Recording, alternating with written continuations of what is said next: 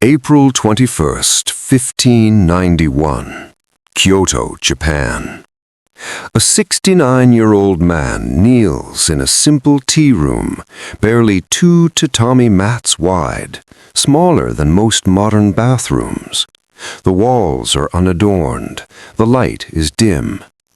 In front of him sits a bowl of tea he has just prepared, with movements perfected over 5 decades. This man is Sen no Rikyū, the greatest tea master in Japanese history, and this will be his final tea ceremony. Outside, samurai warriors wait with a message from Toyotomi Hideyoshi, the most powerful warlord in Japan, the man who unified the country through military conquest. Hideyoshi, once Rikyū's closest ally and patron, has ordered his tea master to commit ritual suicide. The charge? Being too independent, having dangerous opinions, refusing to compromise his principles even when threatened with death. Rikyū finishes his tea, sets down the bowl, picks up a short blade, and with the same precise movements he used to whisk matcha, he ends his own life, dying as he lived, with absolute control, perfect form, and unwavering commitment to his principles. But here's what makes this story extraordinary. Rikyū's death didn't end his influence, it immortalized it. Today, 430 years later, over 3 million Japanese people practice the tea ceremony he perfected. His 3 family lineages, Urasenke, Omotesenke, and Mushakōjisenke, still teach his methods without deviation. Every tea ceremony performed anywhere in the world traces its roots back to this man who chose death over compromise. The Japanese tea ceremony isn't about tea, it's about perfection through simplicity. It's about finding enlightenment in everyday actions. It's about transforming the mundane act of drinking into a meditation, a philosophy, an art form, and a way of life. Before we continue with this episode, kindly like and subscribe to our channel to help us grow and reach others that love this kind of content faster, and also let us know where you are watching from in the comment section. We pay good attention to our comment section, and we will love to respond to your comments. Thank you. This is the story of how drinking tea became the way of tea. How Chinese monks brought a beverage across the sea, how Japanese Zen Buddhism transformed it into spiritual practice, and how one revolutionary tea master turned it into something that would survive centuries, wars, modernization, and even his own death. Welcome to Chanoyu, the Japanese tea ceremony, the most refined ritual ever created for something as simple as hot water and powdered leaves. To understand the Japanese tea ceremony, we must begin not in Japan, but in China, because the story of tea itself begins in the misty mountains of ancient China, wrapped in legend, medicine, and spiritual practice. According to Chinese mythology, tea was discovered around 2737 BCE by the legendary emperor Shennong, the divine farmer. The story goes that while boiling water beneath a tree, leaves from a wild tea plant fell into his pot. Shennong, being an herbalist and toxicologist, was intrigued by the aroma. He tasted the infusion and discovered it had remarkable properties. It cleared the mind, increased alertness, and had medicinal benefits. Whether this story is literal truth or beautiful metaphor doesn't matter. What matters is that from its earliest moments in Chinese consciousness, tea was associated with healing, clarity, and divine providence. By the Tang Dynasty, 618 to 97 CE, tea had evolved from medicine to mainstream beverage. The Chinese had developed sophisticated methods of cultivation, harvesting, and preparation. During this era, tea was typically steamed, compressed into brick form, and then dried. These tea bricks were practical for storage and transport, perfect for the trade routes that connected China's vast territories. To prepare tea, pieces would be broken off the brick, roasted, ground into powder, and then whisked with hot water. Sometimes salt was added. The resulting beverage was thick, frothy, and quite different from modern brewed tea. In 760 CE, a Chinese scholar and tea master named Rikyū wrote Cha Jing, the classic of tea. This extraordinary document is considered the world's first comprehensive treatise on tea. In 3 volumes, Rikyū covered everything: the history of tea from mythical origins through the Tang Dynasty, the proper cultivation methods, the ideal water sources, spring water from slow-moving streams, the correct vessels, specific shapes and materials, the precise temperature for boiling water, and most importantly, the spiritual and philosophical approach one should bring to tea preparation. Rikyū wrote, "Tea tempers the spirit and harmonizes the mind. It arouses thought and prevents drowsiness, lightens and refreshes the body, and clears the perceptive faculties." This wasn't just a how-to manual. This was a philosophy. Tea preparation, according to Rikyū, was worthy of the same reverence as religious ceremony.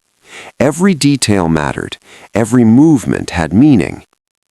This concept that the mundane could be made sacred through attention and intention would profoundly influence Japanese tea culture centuries later. During the Song Dynasty, 960 to 1279 CE, Chinese tea culture evolved further. The practice of whisking powdered tea with hot water became popular, particularly among scholars, poets, and the imperial court. This method, known as dian cha, created a jade-green frothy beverage. Tea competitions called do cha became fashionable, where participants would compete to create the finest foam, the best color, and the most refined taste. The Song aesthetic emphasized purity, elegance, and simplicity. Tea bowls were carefully selected. The ritual of preparation became as important as the beverage itself. This was the tea culture that would be transmitted to Japan, not the earlier Tang brick tea, but the refined Song whisked tea that balanced aesthetic beauty with meditative practice. Throughout this evolution, Buddhism, particularly Zen Buddhism, was intimately connected with tea. Buddhist monks discovered that tea's caffeine content made it ideal for long meditation sessions. It provided alertness without the agitation that comes from stronger stimulants. It cleared the mind without clouding it. Zen monasteries became centers of tea cultivation and preparation. The discipline, mindfulness, and attention to detail required in Zen practice naturally extended to tea preparation. The tea ritual became a form of moving meditation, a way to practice presence, awareness, and precision. This connection between Zen Buddhism and tea would be the bridge that carried tea culture from China to Japan. The first seeds, 8th to 9th century. Tea's first arrival in Japan is shrouded in early historical records, but we know that by the 8th century, Japanese monks and envoys traveling to China were bringing back not just religious teachings, but cultural practices, including tea. In 729 CE, Emperor Shomu reportedly served powdered tea to 100 monks. This early reference suggests tea was known in elite circles, though its preparation was likely quite different from what would come later. In 804, the Buddhist monks Kukai and Saicho arrived in China to study religion as part of a government-sponsored mission during the Heian period, and Kukai drank tea during his time in China, returning to Japan in 806. In 815 CE, the monk Ichigo prepared and served sensha, leaf tea, to Emperor Saga during an imperial excursion. The emperor was so impressed that he ordered tea plantations to be cultivated in the Kinki region. But here's the fascinating part. After this imperial enthusiasm, tea drinking essentially faded from Japanese culture for nearly 400 years. The political chaos of the late Heian period, the breakdown of official relations with China, and the rarity of tea itself meant that the practice almost disappeared. Tea would need to be reintroduced to take root permanently. Eisai, the father of Japanese tea. In 1191, Eisai, a Japanese Buddhist monk, returned home from his second trip to China and brought back green tea seeds. But Eisai didn't just bring seeds, he brought knowledge, method, and mission. Eisai had been studying Rinzai Zen Buddhism in China. He witnessed how Chinese Zen monasteries used powdered tea, matcha, as part of their meditation practice. He experienced the tea competitions. He learned the Song Dynasty methods of preparation. When he returned to Japan, he established the first Zen temple of the Rinzai sect, and he began cultivating tea specifically for religious purposes, not merely as medicine, but as spiritual practice. In 1111 CE, Eisai wrote the first edition of the Kisa Yojo-ki, Drink Tea and Prolong Life, the first Japanese treatise on tea. The opening line is unforgettable. Tea is the most wonderful medicine for nourishing one's health. It is the secret of long life. Eisai's treatise made bold medicinal claims. He wrote that tea could cure or prevent loss of appetite, paralysis, beriberi, boils, and illnesses from contaminated water. To a medieval audience facing frequent disease and limited medical options, these claims were revolutionary. But more importantly, Eisai connected tea with spiritual well-being. He argued that tea enhanced meditation by providing alertness without agitation. It cleared the mind. It supported the path to enlightenment. He gave seeds to Myoe, abbot of Kozanji Temple in Kyoto. Myoe planted these seeds in Toganoo and Uji, which became the sites of the first large-scale cultivation of tea in Japan. Uji, located near the capital of Kyoto, would become, and remains today, Japan's most prestigious tea-growing region. Following Eisai's introduction, tea drinking spread slowly among Japanese aristocracy and warrior classes, but initially it looked very different from the ceremony we recognize today. Tea gatherings in this period were often elaborate, expensive affairs meant to display wealth and status. Rare Chinese ceramics were prized. Imported tea utensils were status symbols. The emphasis was on luxury and ostentation. Tea tasting competitions called tocha became popular among the samurai class. Participants would taste different teas and compete to identify their origins, uji tea versus non-uji tea, for example. These events were often accompanied by gambling, feasting, and entertainment. This was tea as social spectacle, refined, yes, but far from the spiritual simplicity that would later define the tea ceremony. Everything changed during the Muromachi period, particularly under the cultural influence of Shogun Ashikaga Yoshimasa. Yoshimasa, who ruled from 1449 to 1473, was more interested in arts and culture than military affairs. His reign saw the flourishing of Zen aesthetics in Japanese arts, poetry, painting, architecture, garden design, and tea. Yoshimasa transformed tea gatherings from rowdy competitions into contemplative, aesthetic experiences. He built the famous Silver Pavilion, Ginkakuji, in Kyoto, which included a dedicated tea room, one of the first purpose-built spaces for tea ceremony.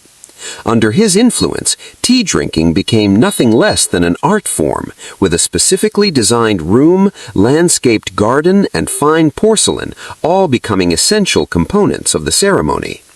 The samurai class, emerging from constant warfare, found in tea practice a way to cultivate discipline, mindfulness, and aesthetic sensitivity. Tea became part of samurai training, not just martial prowess, but cultural refinement. The transformation of tea drinking into the way of tea, Chado, was accomplished through the work of three extraordinary masters, each building on their predecessor's foundation. Their names are revered in Japanese tea history: Murata Jukō, Takeno Jō, and Sen no Rikyū. Murata Jukō is known in Chano-yu history as an early developer of tea as a spiritual practice, having studied Zen under the monk Ichigo, who revitalized Zen in the 15th century. Jukō began life as a merchant in Nara, participating in the popular tea parties of his time, events that mixed bathing, entertainment, and tea tasting. But after encountering Noami, an artistic advisor to Shogun Ashikaga Yoshimasa, Jukō's perspective shifted dramatically. He moved to Kyoto, entered the Buddhist priesthood, and studied Zen under the eccentric master Ikkyu Sojun from 1474 until Ikkyu's death in 1481. Ikkyu was known for unconventional teaching methods and fierce rejection of pretense. He lived simply, rejected institutional Buddhism's corruption, and emphasized direct, authentic experience over ritual formality. Under Ikkyu's influence, Jukō began to see tea practice differently. He rejected the ostentatious tea gatherings that focused on displaying expensive Chinese imports. Instead, he advocated for simpler spaces, more modest utensils, and spiritual sincerity over material wealth. Jukō formalized the connection between Zen practice and tea preparation. He argued that the tea room should be a spiritual space, a place of meditation, not entertainment. The host's primary duty was not to impress guests with expensive objects, but to create an atmosphere of harmony and peace. This was revolutionary. Jukō was essentially saying the value of tea practice lies not in what you own, but in how you approach the act of preparing and sharing tea. He began using Japanese and Korean ceramics alongside Chinese pieces, honoring rustic beauty over pristine perfection. This was the beginning of Wabi aesthetics in tea. The Buddhist monk Takeno Jō furthered the Zen simplicity of Shuko's thatched hut tea and was a student of both poetry and tea, being the first to use the term wabi in tea drinking. Jō was born into a wealthy leather merchant family in Sakai, near present-day Osaka. Despite his commercial background, he pursued poetry and tea with religious devotion. Jō studied under disciples of Murata Jukō, learning the spiritual foundations of tea practice. But he brought something new, a poet's sensibility.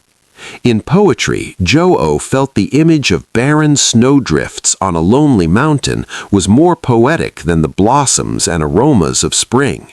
This poetic vision transformed his approach to tea. He argued that the most beautiful tea gathering wasn't the most elaborate, it was the most sincere, the most understated, the most true to the essential nature of the moment. Jō designed smaller, simpler tea rooms, what came to be called soan, or grass hermitage style. These were deliberately rustic structures, often with unfinished wood, earth walls, and thatched roofs.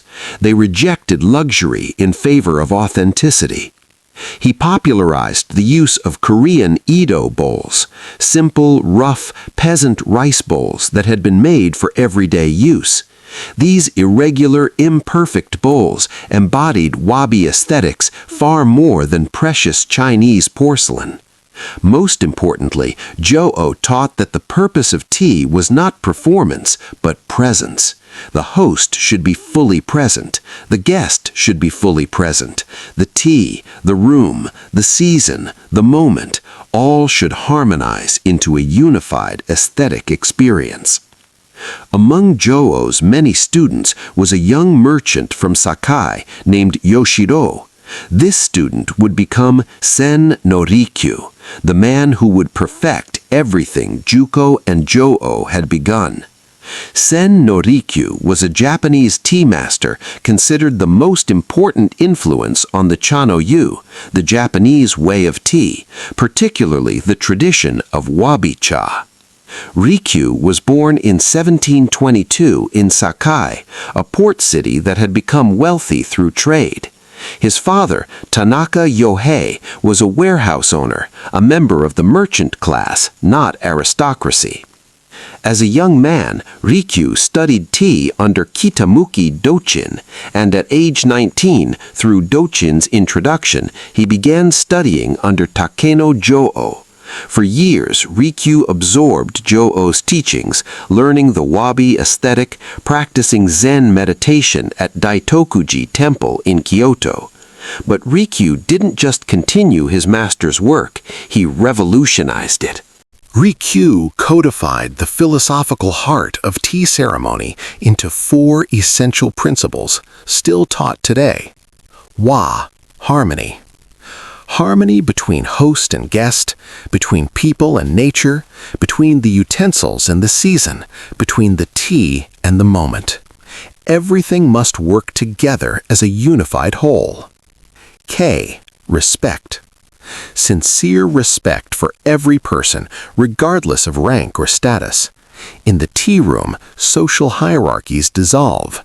Everyone enters through the same low door, bowing in humility. Sei, purity. Physical and spiritual cleanliness. The tea room is purified, the utensils are cleansed, but more importantly, guests purify their minds, leaving worldly concerns outside. Jaku, tranquility. Inner peace that emerges from practicing the first 3 principles. This tranquility allows genuine connection, authentic presence, and true appreciation of the moment. It was during his later years that Rikyū began to use very tiny rustic tea rooms referred as so-an, grass hermitage, such as the 2 tatami mat tea room named Taian, which can be seen today at Myokion Temple in Yamazaki, and which is credited to his design. 2 tatami mats. That's approximately 1.8 meters by 1.8 meters, barely 6 feet square. In this tiny space, social distinctions vanished. Even the most powerful daimyo, feudal lord, had to crawl through the low entrance, remove his sword, and sit humbly beside others. Rikyū designed these tea rooms with specific architectural features. Nijiri guchi, crawl-through entrance, a tiny door forcing guests to bow deeply, symbolizing leaving ego outside. Tokonoma, alcove, for displaying a single hanging scroll and flower arrangement. Simple materials, unfinished wood, earth walls, bamboo, natural fibers. Controlled lighting, small windows creating soft, contemplative atmosphere. He also developed many implements for tea ceremony, including flower containers, tea scoops, and lid rests made of bamboo, and also used everyday objects for tea ceremony, often in novel ways. This was radical, using bamboo tools and rustic objects instead of expensive imports. Rikyū was saying that what matters isn't cost, but appropriateness and aesthetic honesty. Rikyū collaborated with a tile maker named Chojiro to create a new style of tea bowl, rakuware.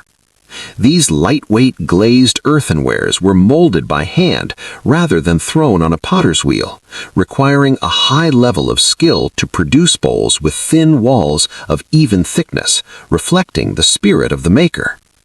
Each raku bowl was unique, irregular, imperfect, embodying Wabi-Sabi philosophy.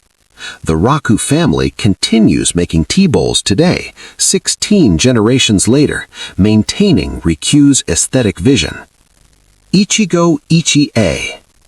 Sen no Rikyū followed his master Takeno Jo's concept of Ichigo Ichie, a philosophy that each meeting should be treasured, for it can never be reproduced. This phrase, literally, one time, one meeting, captures the essence of tea ceremony philosophy. This gathering, these people, this moment, this season, this particular bowl of tea, none of it will ever happen again exactly this way. Therefore, treat every tea gathering as if it were once in a lifetime. Be fully present, give it your complete attention, honor the unrepeatable nature of this moment. This wasn't just tea ceremony philosophy, it was a philosophy for living. Rikyū's life wasn't spent only in contemplative tea rooms. His story is inseparable from the tumultuous politics of Japan's Sengoku Warring States period and the powerful warlords who unified Japan through military conquest. Oda Nobunaga, 1534 to 1582. Tea as power. Oda Nobunaga was one of the most influential figures in Japanese history and had deep regard for Japanese tea, viewing it not only as a cultural thing but also as a political strategy. Nobunaga was a brilliant military strategist who conquered much of central Japan, breaking the power of the old feudal system. But he understood that power required more than military might, it required cultural legitimacy. The policy founded by Nobunaga, called Ochano-yu Goseido, made the tea ceremony license an official requirement for a samurai house to be qualified as a proper samurai family. Think about that. Nobunaga made tea ceremony training mandatory for the samurai class. Cultural refinement became as important as martial skill. But Nobunaga went further. He came up with the idea to reward his vassals with valuable chaki, the container in which the tea powder for the tea ceremony is kept, instead of land, as Japan was limited in terms of land availability, with one chaki worth hundreds of millions of yen. Tea utensils became currency. Receiving a famous tea caddy from Nobunaga was the highest honor. This elevated tea masters like Rikyū to extraordinary influence. They authenticated which objects were valuable, essentially controlling this new currency. Around 1568, Nobunaga conquered Kyoto, and Sakai, Rikyū's hometown, came under direct control of Nobunaga. In 1579, at age 58, Rikyū became a tea master for Oda Nobunaga. For 3 years, Rikyū served Japan's most powerful warlord, preparing tea, authenticating utensils, and advising on cultural matters. Then, in 1582, everything changed. June 21, 1582. Oda Nobunaga was staying at Honnoji Temple in Kyoto with only a small guard. One of his generals, Akechi Mitsuhide, betrayed him, surrounding the temple with 13,000 troops. Nobunaga, realizing escape was impossible, committed ritual suicide. His body was never found, likely consumed in the flames as the temple burned. Japan plunged into chaos. Who would inherit Nobunaga's power? Toyotomi Hideyoshi, 1537 to 1598, the peasant who became ruler. Following Nobunaga's death in 1582, Rikyū became a tea master for Toyotomi Hideyoshi. Hideyoshi was remarkable. Born a peasant, he rose through pure ability to become Nobunaga's most trusted general. After Nobunaga's assassination, Hideyoshi defeated rival claimants and completed the unification of Japan. Ryukyū's relationship with Hideyoshi quickly deepened, and he entered Hideyoshi's circle of confidants, effectively becoming the most influential figure in the world of Chanoyu. For nearly a decade, this partnership seemed perfect. Hideyoshi gave Rikyū unprecedented authority over all matters related to tea. Rikyū advised Hideyoshi on cultural and even political matters. Their relationship was so close that in 1585, when Rikyū needed extra credentials to enter the imperial palace to help at a tea gathering that would be given by Hideyoshi for Emperor Ogimachi, the emperor bestowed upon him the Buddhist lay name and title Ryukyu Koji. One major Chanoyu event was the Grand Kitano Tea Ceremony, held by Hideyoshi at the Kitano Tenman-gu in 1587, in which Rikyū played a central role. Hideyoshi announced that everyone, from feudal lords to common farmers, was invited to attend this massive tea gathering. It would last 10 days. All were welcome. This was propaganda genius, Hideyoshi presenting himself as a ruler who honored all classes, who appreciated culture, who brought peace after decades of war. But it was also deeply ironic. Hideyoshi was using tea, Ryukyū's intimate, humble practice, for mass political spectacle. The tension between Ryukyū's aesthetic of simplicity and Hideyoshi's taste for grandeur was growing. Hideyoshi had his own ideas to cement his power, such as constructing the Golden Tea Room. Hideyoshi built a portable tea room with walls, ceiling, pillars, and utensils entirely covered in gold leaf. This was the opposite of everything Rikyū taught. Where Rikyū advocated rustic simplicity, Hideyoshi created ostentatious luxury. The symbiotic relationship between politics and tea was at its height, but was increasingly at odds with the rustic and simple aesthetics continuously advertised by his tea master, which the regent increasingly saw as a threat to cementing his own power and position. Hideyoshi wanted tea ceremony to demonstrate his wealth and power. Rikyū believed tea ceremony should transcend wealth and power. This philosophical conflict became personal and political. Several factors contributed to the fatal rupture. Independence. Rikyū refused to compromise his principles, even when requested by Hideyoshi. Influence. Ryukyū's cultural authority threatened Hideyoshi's political authority. Commerce. Rikyū reportedly sold tea utensils at high prices, which Hideyoshi saw as inappropriate. The statue. Rikyū commissioned a wooden statue of himself to be placed at Daitokuji Temple, positioned where visitors would walk beneath it, an act Hideyoshi considered arrogant. In 1590, one of the leading disciples of Rikyū, Yamanue Soji, was brutally executed on orders of the regent. This was a warning to Rikyū. 1 year later, the regent ordered his tea master to commit ritual suicide. Rikyū prepared one last tea ceremony for his closest disciples.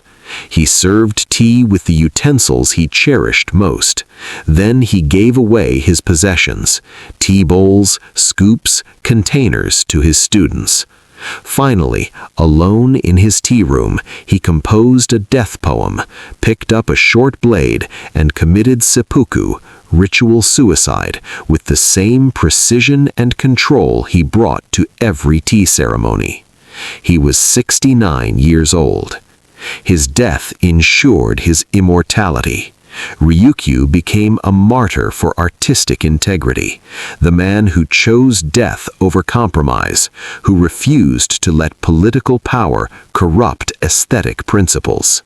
Now that we understand the history and philosophy, let's explore the tea ceremony itself, the actual practices, spaces, and rituals that Rikyū and his predecessors perfected. The first and most essential element for the tea ceremony is a dedicated space in the home to conduct it, the tea room or chashitsu, also known as a sukiya or house of the imperfect, alluding to the structure's original simple architecture and basic materials. A traditional tea room contains several key features.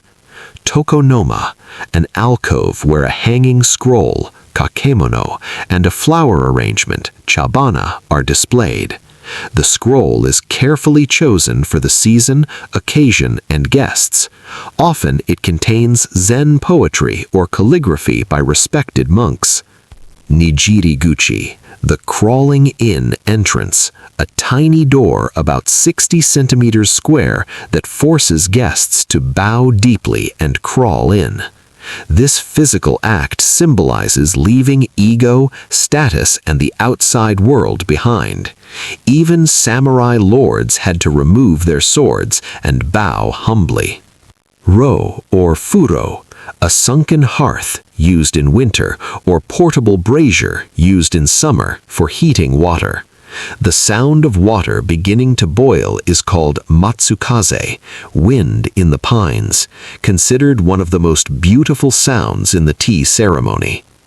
Simple materials, unfinished wood, earth or plaster walls, bamboo, rice paper windows, shoji, tatami mat flooring.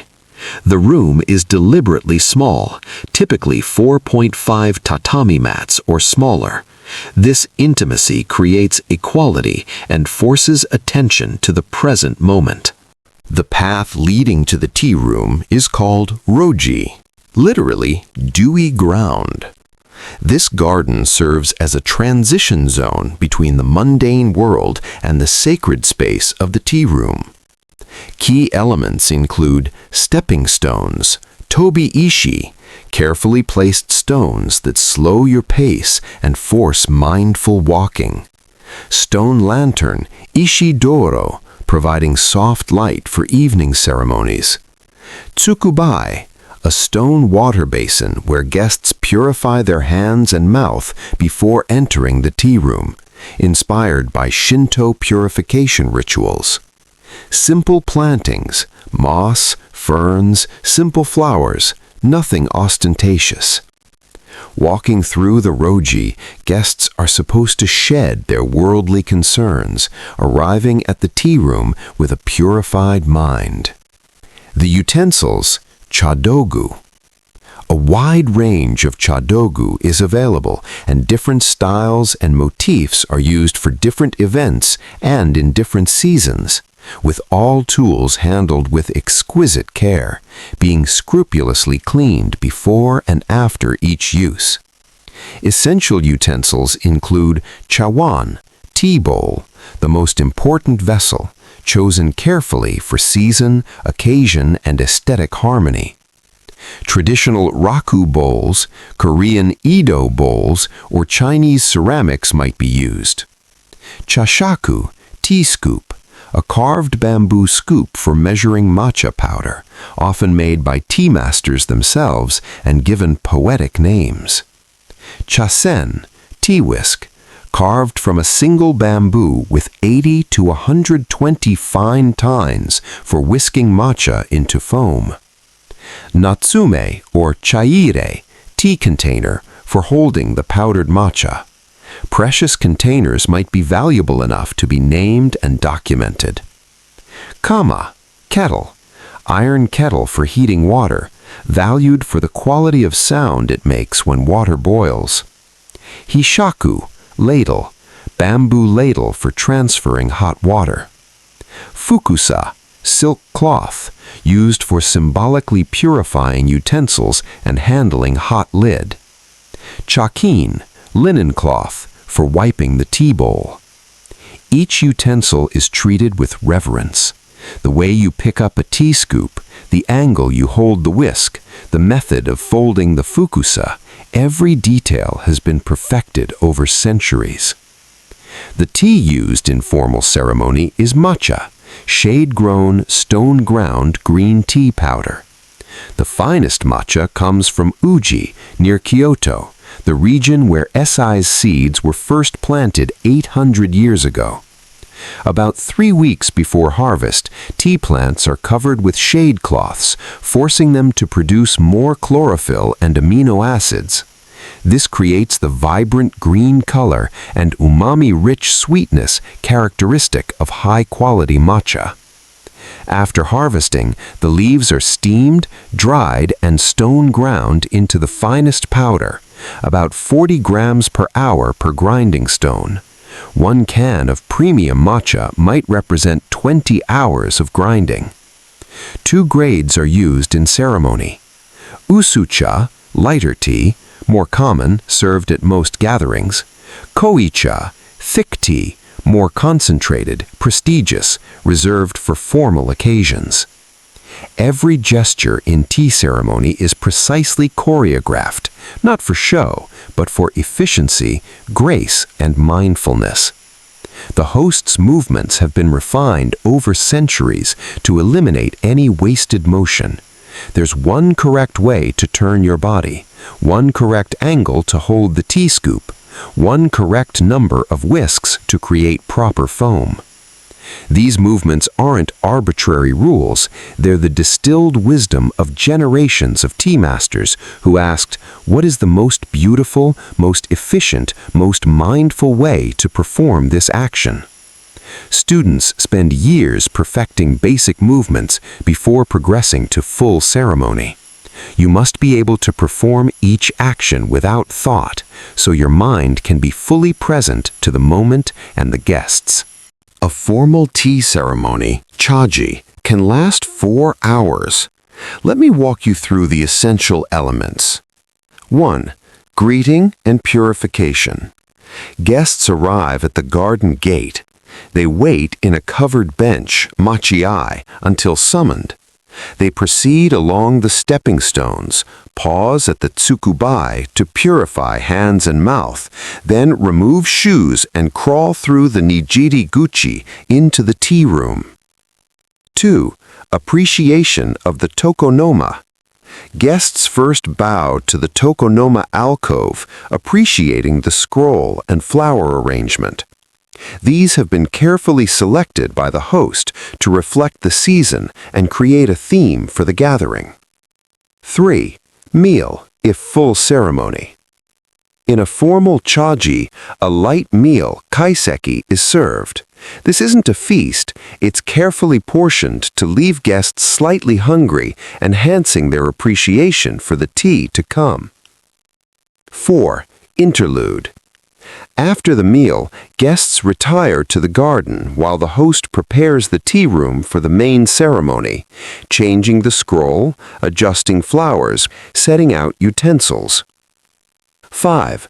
Koicha, thick tea. This is the spiritual heart of the ceremony. The host prepares thick tea with precise movements. The bowl is passed among guests, each taking 3 sips before wiping the rim and passing to the next person. This shared bowl creates profound intimacy. 6. Uchicha, thin tea. After koicha, the mood lightens slightly. Individual bowls of thin tea are prepared for each guest. Conversation becomes more relaxed, though still mindful. 7. Appreciation of utensils. Guests examine and discuss the tea utensils, appreciating their beauty and history. The host explains their provenance. This reinforces the aesthetic education central to tea ceremony. 8. Farewell. The ceremony concludes. Guests bow, express gratitude, and depart through the garden, returning to the ordinary world transformed by the experience. The Japanese tea ceremony isn't just about following rules or performing movements.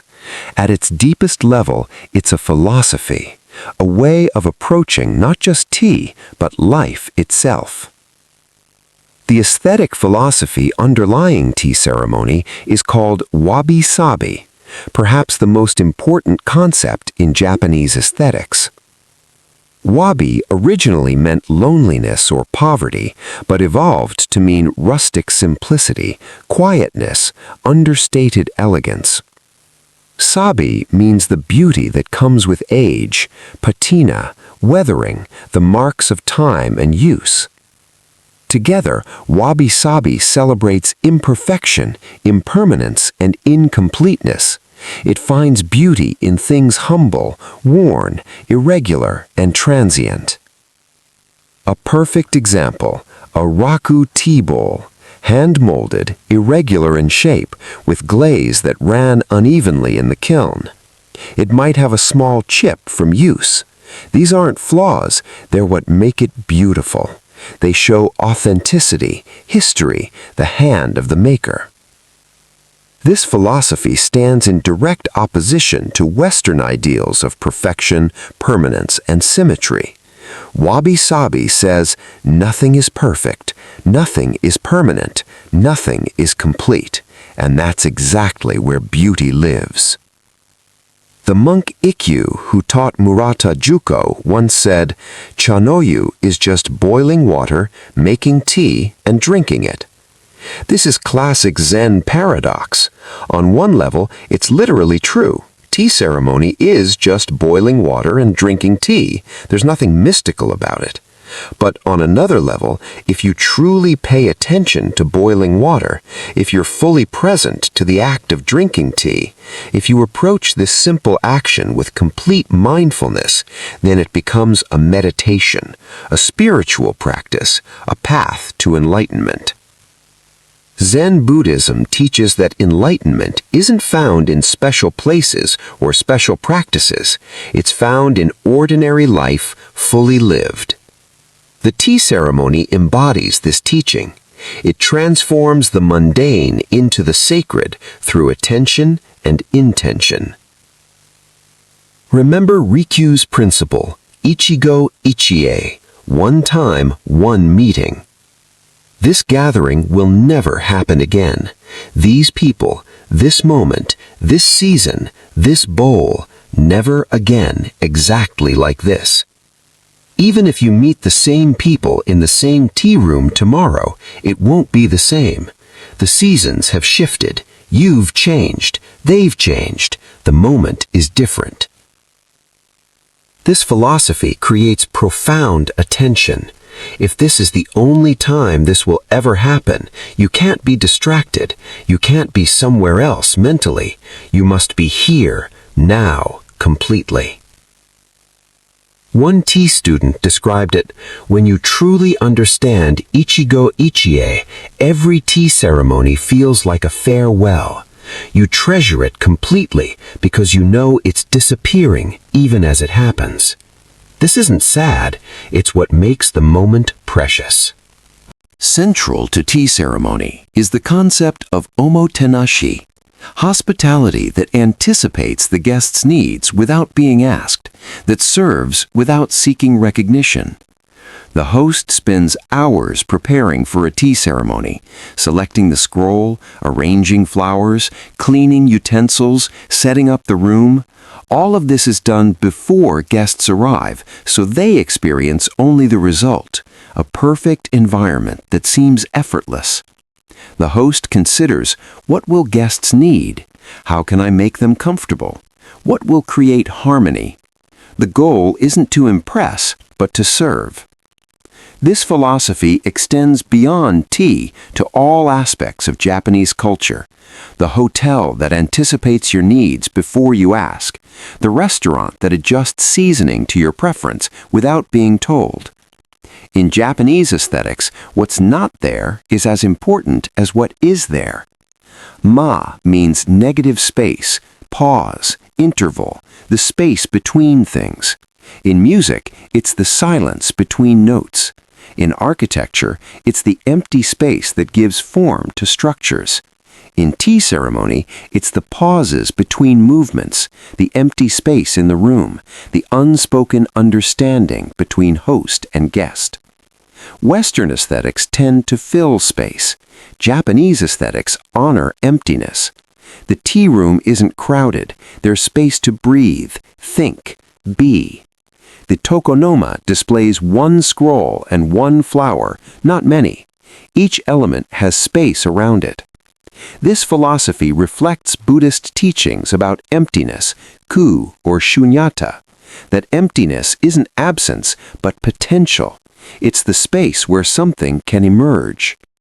Though not directly part of tea ceremony, the repair technique of kintsugi perfectly embodies tea philosophy. When a precious tea bowl breaks, it's not discarded. Instead, it's repaired with lacquer mixed with gold powder, making the cracks visible and beautiful. The repair becomes part of the bowl's history, its character. This reflects the Wabi-Sabi principle. Damage and age don't diminish beauty, they enhance it. The bowl is more precious because of its history, more beautiful because of its imperfection. One tea master explained, "A kintsugi bowl teaches us that our own cracks, our failures, our wounds, don't make us broken, they make us who we are, and there can be gold in those cracks." A famous Zen teaching story illuminates tea philosophy. A student asks the master, "What is the sound of one hand clapping?" This koan, Zen riddle, has no logical answer. That's the point. It forces you beyond logical thinking into direct experience. In tea ceremony, this principle manifests in moments of perfect silence. The water boils with its matsukaze sound. The whisk turns. Then nothing. Just presence. Just being. The tea ceremony creates space for experiencing the sound of one hand clapping, not as concept, but as lived reality. After Sen Ryukyū's death in 1591, his teachings could have died with him. Instead, they fractured into 3 separate schools, each claiming direct lineage from the master. These schools, Urasenke, Omotesenke, and Mushakōjisenke, continued teaching Ryukyū's methods today, 430 years later. Ryukyū's oldest son, Sen Doan, was married to the daughter of a powerful merchant, but was disinherited for unknown reasons. Ryukyū adopted his son-in-law, who married his daughter, as his heir, but this man died young. The tea legacy fell to Ryukyū's biological grandson, Sen Sotan, 1578 to 1658. Sotan studied under Ryukyū as a child and carried forward his grandfather's teachings through the dangerous years following Ryukyū's death. For decades, Sotan maintained the Ryukyū tradition, but when Sotan retired at age 72, he divided his property among his 4 sons, and his 3 youngest sons each established their own branch of tea. This wasn't conflict, it was pragmatic distribution of responsibility, but it created 3 distinct schools with subtle differences in interpretation. Founded by Sen Sotan's youngest son, Senso Soshu, 1622 to 1697, Urasenke became the most internationally prominent school. The name comes from its location. The house and tea rooms were situated on the rear, Ura side of the Senke property in Kyoto. Urasenke characteristics: slightly more relaxed and accessible style. Active international promotion since the 19th century, most likely school Westerners will encounter. Current Iemoto, Zabosai Genshitsu Soshitsu 16th. Urasenke has been most aggressive in adapting tea ceremony for modern life while maintaining traditional principles. They teach tea in schools, universities, and international centers. They've published extensively in English and other languages. Today, Urasenke claims over 2 million practitioners worldwide, making it the largest tea school. Founded by Sen Sotan's 3rd son, Senso Soshu, 1622 to 1697, Omotesenke occupies the front, Omote side of the Senke property in Kyoto. Omotesenke characteristics: more formal and traditional approach, emphasizes precise adherence to Ryukyū's original teachings, less internationalized than Urasenke. Current Iemoto, Sosa Soshitsu 14th. Omotesenke practitioners argue they've preserved Ryūkyū's style most faithfully. They resist innovation, believing the forms perfected over centuries should not be altered. The school is smaller than Urasenke, but deeply respected in Japan for its orthodoxy.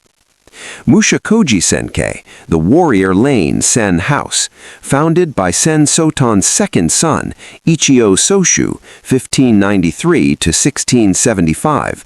This school is named after Mushakōji Street, where the family established their residence. Mushakōjisenke characteristics: smallest of the three schools, most intimate and least commercialized, emphasizes the spiritual over the formal. Current Iemoto, Yugensai Sosa 14th. Mushakōjisenke practitioners often appeal to serious practitioners seeking depth over popularity. They maintain a low profile but deep commitment to Ryūkyū's philosophical principles. To outsiders, the three Sen houses look identical, but practitioners can identify which school someone studied with by subtle variations. Chasen usage: Urasenke uses more strokes and creates a thicker layer of foam. Bowl handling: slight variations in how the bowl is rotated and presented. Folding the fukusa: different schools fold the silk cloth slightly differently. Tea preparation: minor differences in proportions and whisking technique. Formality level: Omotesenke tends toward more formal, Urasenke toward more accessible. These aren't random variations. Each represents a slightly different interpretation of Ryūkyū's teachings, developed over 400 years of separate transmission. While the three Sen houses are most prominent, other tea schools exist. Edo Senke, founded by Ryūkyū's great-grandson, Kawakita Kawamosai Sotetsu, 1604 to 1667, practiced mainly in Tokyo, formerly Edo. Yabunochi, one of the oldest tea schools, founded by Furuta Oribe's disciple, Yabunochi Shochi, dates uncertain, with distinctive techniques and aesthetics. Sekishu Ryu, founded by Katagiri Sekishu, 1605 to 1673, this school served the warrior class and was particularly influential among samurai. Each school has legitimate claim to preserving authentic tea traditions, just with different emphases and interpretations. 4 centuries after Sen no Rikyū's death, the tea ceremony he perfected continues. But how has it adapted to modern Japan and the wider world? Today, approximately 3 to 5 million Japanese people practice tea ceremony regularly. This includes students. Many schools and universities offer tea ceremony classes as cultural education. Professionals, business people study tea for its lessons in mindfulness, discipline, and hospitality. Housewives, traditional role, though increasingly mixed gender. Artists and cultural practitioners, seeking connection to Japanese aesthetic traditions. Tea ceremony remains part of Japan's cultural identity. Major department stores maintain tea ceremony rooms. Hotels offer tea experiences for guests. It's taught alongside flower arrangement, ikebana, and calligraphy as essential cultural knowledge. Tea ceremony supports a significant economy. Tea cultivation, Uji and other regions maintain premium tea farms, with the finest matcha selling for $150 to $300 for a 40-gram tin. Ceramics, tea bowl makers, especially the Raku family, now in their 16th generation, create pieces worth thousands or even hundreds of thousands of dollars. Kimono. Traditional tea ceremony requires specific kimono and accessories, supporting textile craftspeople. Architecture. Specialist tea room builders maintain traditional construction techniques. Teaching. The 3 Sen schools charge tuition, issue certificates, and collect fees for name usage. This economic ecosystem preserves traditional crafts that might otherwise disappear in modern Japan. Historically, tea ceremony was male-dominated, practiced by monks, samurai, and wealthy merchants. But during the Edo period, 1603 to 1868, tea became increasingly associated with female education. Young women from good families studied tea ceremony as preparation for marriage. It taught patience, grace, hospitality, qualities valued in wives. This gendering has both preserved and constrained tea ceremony. On one hand, women's dedication kept the practice alive. On the other, it sometimes reduced tea to accomplishment for marriage rather than spiritual discipline. Today, the gender dynamic is shifting. About 80 to 90% of tea ceremony students are still female, but both male and female Grand Masters lead the schools. International students include significant male participation. Business-oriented tea classes attract male professionals. The spiritual depth of tea ceremony is being rediscovered beyond its role as women's culture. Western interest in Japanese tea ceremony has grown significantly since the mid-20th century. Key milestones: 1906, Okakura Kakuzo published The Book of Tea in English, introducing tea philosophy to Western audiences.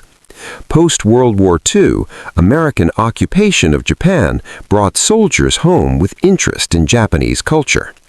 1960s to 1970s, counterculture embraced Zen Buddhism, including tea ceremony as meditation practice. 1990s to 2000s, rising interest in mindfulness and Japanese aesthetics brought new attention. 2010s to present, social media, especially Instagram, has made tea ceremony visually accessible worldwide. Today, you can study tea ceremony in major cities across North America, Europe, Australia, and Asia. The 3 Zen schools maintain international branches. Local teachers offer classes. Books, videos, and online courses make information accessible. But there's ongoing tension. Can tea ceremony be authentically practiced outside Japanese cultural context? Or do certain essential elements get lost in translation? Some modern practitioners are reimagining tea ceremony for contemporary life. Urban tea spaces, modern tea rooms in cities using contemporary architecture while honoring traditional principles. Corporate training. Companies use tea ceremony to teach mindfulness, attention to detail, and customer service. Therapeutic applications. Psychologists and therapists use tea ceremony principles in mindfulness-based therapy. Cross-cultural fusion. Artists combining tea ceremony with other traditions, Christian meditation, Islamic patterns, African aesthetics. Purists worry these innovations dilute authentic tradition. Progressives argue tea ceremony must evolve to remain relevant. How does a practice centered on presence, mindfulness, and human connection survive in the digital age? Some concerning trends: students photographing ceremonies for Instagram rather than being present, shorter attention spans struggling with 4-hour ceremonies, commodification, treating tea ceremony as consumer experience rather than spiritual practice. But also hopeful developments: online communities connecting global practitioners, online archives preserving historical knowledge, virtual lessons making instruction accessible to remote students. Young people seeking refuge from digital overload in tea's mindful simplicity. Modern practitioners increasingly connect tea ceremony's philosophy with environmental consciousness. The principles align naturally: respect for materials and resources, appreciation for seasonal changes, minimum waste, every element has purpose, local sourcing and craftsmanship, mindful consumption. Some tea schools now explicitly teach environmental stewardship as part of tea practice, connecting Rikyū's 16th century philosophy to 21st century ecological challenges. Japanese tea ceremony occasionally appears in popular culture. Films like The Twilight Samurai and Merry Christmas, Mr. Lawrence feature tea scenes. Anime and manga sometimes depict tea ceremony, often inaccurately. Fashion designers reference tea aesthetics. Celebrities study tea, including Angelina Jolie, who reportedly practiced while in Japan. This visibility introduces new audiences, but risks reducing complex tradition to exotic accessory. The Japanese tea ceremony emerged from specific historical circumstances: Chinese Buddhism, Zen monasteries, Japanese warlords, Sen no Rikyū's genius. But its principles transcend that particular origin. They offer lessons for any culture, any time, anyone seeking meaning in an accelerating world. In our culture of constant documentation, photographing our food, live streaming our experiences, curating our lives for social media, tea ceremony offers a radical alternative. Just be here. The tea ceremony isn't performed for anyone. There's no audience. The guests aren't watching the host perform, they're participating. The host isn't showing off skills, they're creating space for shared experience. Modern mindfulness practices are essentially rediscovering what tea masters knew 500 years ago. Presence is the foundation of peace. One Western student described her revelation. I realized I'd been living my whole life in the future, planning, anticipating, worrying. Tea ceremony forced me to be right here, right now. At first, it was uncomfortable. Then it was liberating. In achievement-oriented culture, we focus on results. Finish the project, get the degree, make the money, reach the goal. Tea ceremony says the how matters more than the what. The journey matters more than the destination.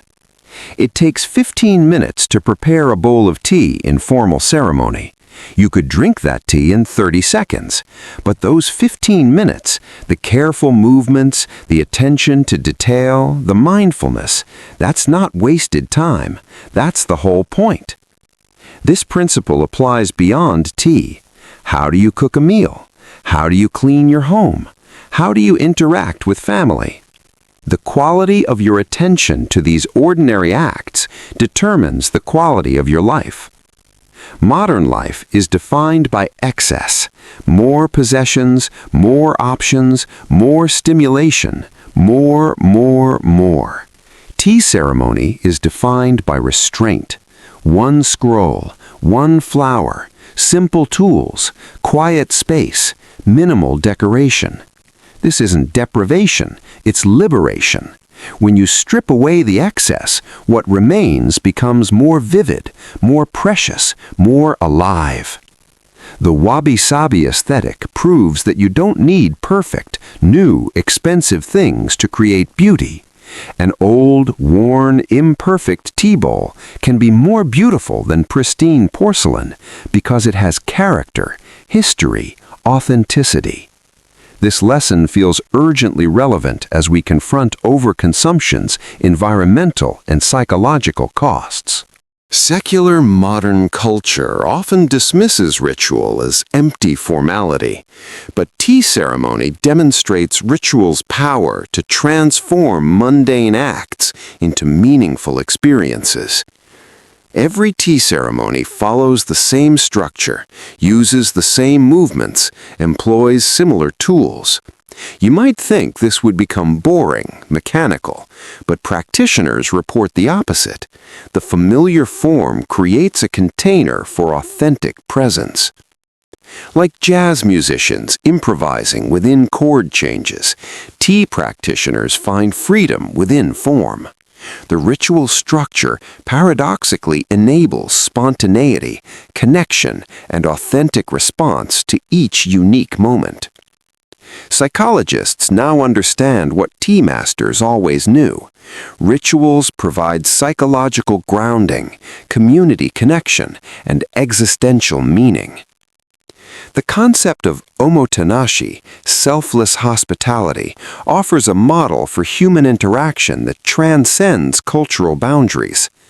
What if you approached every guest, every customer, every human interaction with the question, how can I anticipate their needs and create harmony? Not to manipulate or impress, but to genuinely serve. This isn't servile, it's profound respect. Tea ceremony recognizes each person's inherent dignity and seeks to honor it. Many successful businesses now explicitly adopt omotenashi principles, anticipate needs, exceed expectations, create experiences, serve without seeking recognition. Western culture inherited Greek ideals of perfect proportions, symmetry, permanence. We worship youth, newness, flawlessness. Japanese tea ceremony offers radically different aesthetics, Wabi-Sabi, the beauty of imperfection and impermanence. That chipped tea bowl isn't damaged, it's authentic. Those irregular lines aren't mistakes, they're character. That patina of age isn't deterioration, it's history made visible. This philosophy offers psychological liberation. You don't have to be perfect. Your home doesn't have to be perfect. Your life doesn't have to be perfect. Imperfection is where beauty lives. One student reflected, "Studying tea ceremony healed my perfectionism. I learned that the crack in the bowl, the uneven fold in my fukusa, the moment when I forgot the sequence, these weren't failures. They were part of the experience. They made it real." In Senno Ryuku's tiny tea room, social hierarchies dissolved. The feudal lord crawled through the same low door as the merchant. Everyone sat at the same level. Everyone shared the same bowl. This radical equality, creating sacred space where differences temporarily dissolve, offers a model for human connection across divisions. Today's polarized societies desperately need spaces where people from different backgrounds, beliefs, and positions can meet as equals, share in common ritual, and recognize their shared humanity. Lesson 8. Transience makes things precious. Ichigo Ichie, one time, one meeting, acknowledges that everything is temporary. This gathering will never happen again. These people will change. These flowers will fade. This moment is dying even as we experience it. This could be depressing. Instead, it makes every moment infinitely precious. If this is the only time this will ever exist, how can you not pay complete attention? How can you not treasure it? How can you not be fully present? This philosophy offers an antidote to modern distraction. When you truly understand that this moment is unrepeatable, you can't be somewhere else. You have to be here. The tea room today. 430 years after Senno Ryuku's death, people still practice the tea ceremony he perfected. In Kyoto, in Tokyo, in New York, in Paris, in Sao Paulo, anywhere humans gather seeking meaning, connection, and presence, tea ceremony continues. The movements haven't changed. The principles remain the same. Ryuku's tiny two-mat tea room at Myokian Temple still stands, carefully preserved, a physical testament to his revolutionary vision. But tea ceremony isn't frozen in the past, it's alive. Every time someone prepares matcha with mindful attention, every time a host creates space for guests to experience harmony, every time someone chooses presence over distraction, the tea ceremony continues evolving, adapting, speaking to new generations. If Senno Ryuku could see tea ceremony today, what would he think? He might be amazed that his practices survived nearly 5 centuries. He might be surprised that people across the world, from cultures he never imagined, practice the way of tea. But I think he would recognize the essence. He would see people slowing down in an accelerating world, finding beauty in simplicity, seeking connection across differences, practicing presence in an age of distraction, honoring imperfection in a culture demanding perfection, making the ordinary sacred through attention. These are the same impulses that drove Rikyū to perfect tea ceremony in the 16th century. Human needs haven't changed, even if circumstances have. You don't need a tea room to practice tea ceremony principles. You can bring mindful attention to making coffee this morning. You can approach preparing dinner tonight with the same care a tea master brings to preparing matcha. You can create small rituals that transform mundane acts into meaningful practices. The tea ceremony teaches sacred isn't a place or a special occasion. Sacred is an approach. It's how you do things, not what you do. Ryukyū's famous saying was, "Though many people drink tea, if you do not know the way of tea, tea will drink you up." What does this mean? If you drink tea mindlessly, distracted, rushed, unconscious, you gain nothing. You're just consuming a beverage. But if you approach tea, or any act, with complete attention, with presence, with appreciation, then the ordinary becomes extraordinary. The simple becomes profound. Perhaps the deepest lesson of Japanese tea ceremony is this: enlightenment doesn't require special circumstances. You don't need to climb mountains, meditate in caves, or achieve extraordinary states. Enlightenment is available in ordinary actions fully performed, in boiling water, in whisking tea, in sharing a bowl, in being completely present to this moment, this person, this experience. Ikkyu, the Zen master who taught Murata Jukō, said it perfectly. Chanyu is just boiling water, making tea, and drinking it. Just that, but also everything. Sen no Ryukyū died choosing principle over life. His death seemed like defeat.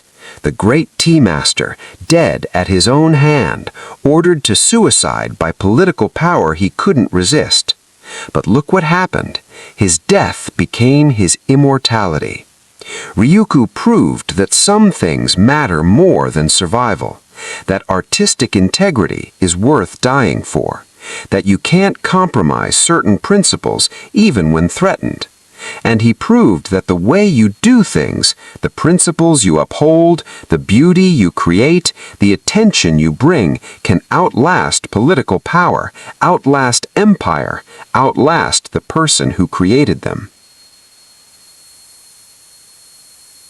4 centuries, 3 million practitioners, 15 generations of direct descendants teaching his methods without deviation.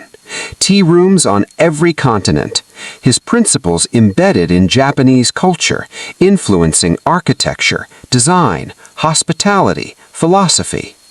That's legacy. That's what it means to create something that matters. So here's my question for you. What's your tea ceremony? What daily practice could you approach with complete attention, transforming it from chore to meditation? What could you strip down to simplicity, removing excess to reveal essential beauty? What ritual could you create that grounds you, connects you to others, reminds you what matters? You don't need a tea room. You don't need formal training. You don't need Japanese heritage. You just need presence, attention, intention. The willingness to make ordinary actions sacred through the quality of consciousness you bring to them. That's what the Japanese tea ceremony has been teaching for 800 years. That's why it survives. That's why it matters. Not because of the tea itself, but because of what the tea ceremony teaches about how to live.